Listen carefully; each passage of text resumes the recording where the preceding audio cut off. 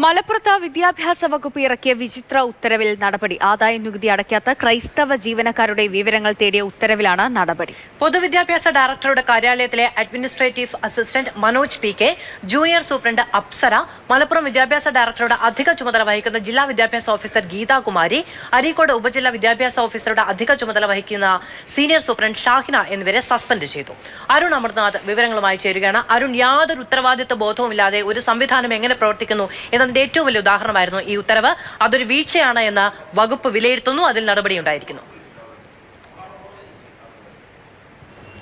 തീർച്ചയായും മാധു, വലിയൊരു അനൗചിത്യമായിരുന്നു. മര്യാദ ഇല്ലാത്ത തരത്തിൽ ഒരു നടപടിയിലേക്ക് ഈ ഉദ്യോഗസ്ഥർ കടന്നു എന്നുള്ളൊരു വിലയിരുത്തലായിരുന്നു. അതിന് പിന്നാലെ തന്നെയാണ് ഉദ്യോഗസ്ഥർക്കെതിരെ നടപടി ഉണ്ടാകുന്നത്. പൊതുവിദ്യാഭ്യാസ വകുപ്പിലെ 4 ഉദ്യോഗസ്ഥരെയാണ് അന്വേഷണ വിധേയമായി സസ്പെൻഡ് ചെയ്തത്. മലപ്പുറം DOയുടെ ചുമതലയുള്ള ഉദ്യോഗസ്ഥ ഉൾപ്പെടെ ഈ 4 ഉദ്യോഗസ്ഥരിൽ ഉൾപ്പെടുന്നു എന്നുള്ളതാണ്. 22-ാം തീയതിയാണ് ഇത്തരത്തിൽ അരീക്കോട് AEO ഇത്തരത്തിലൊരു കത്ത് അയക്കുന്നത്. ക്രൈസ്തവ വിഭാഗത്തിൽപ്പെട്ട അധ്യാപകരുടെ ഒരു ലിസ്റ്റ് ആവശ്യപ്പെടുകയാണ്. ആദായ നികുതിയുടെ കണക്കുമായി ബന്ധപ്പെട്ട് അത് 2 ദിവസത്തിനകം സമർപ്പിക്കണമെന്ന് പറയുകയും ചെയ്തിരുന്നു.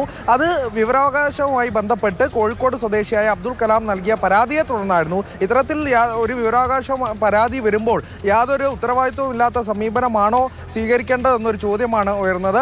അതിൽ കൃത്യമായ ഒരു വിശദീകരണം നൽകാൻ ഈ ഉദ്യോഗസ്ഥർക്ക് സാധിച്ചതുമില്ല. പ്രതിപക്ഷ നേതാവ് ഉൾപ്പെടെ ഇത്തരത്തിൽ ആരോപണവുമായി രംഗത്ത് വരികയും ചെയ്തു. പിന്നാലെയാണ് 4 ഉദ്യോഗസ്ഥർക്കെതിരെയും നടപടി ഉണ്ടായിരിക്കുന്നത്. ഇനി ഒരു മാതൃകാപരമായ ഒരു നടപടിയായി തന്നെയാണ് പൊതുവിദ്യാഭ്യാസ നടപടി സ്വീകരിച്ചിരിക്കുകയാണ്. അരുൺ അമൃതനാഥാണ് വിവരങ്ങൾ നൽകിയത്.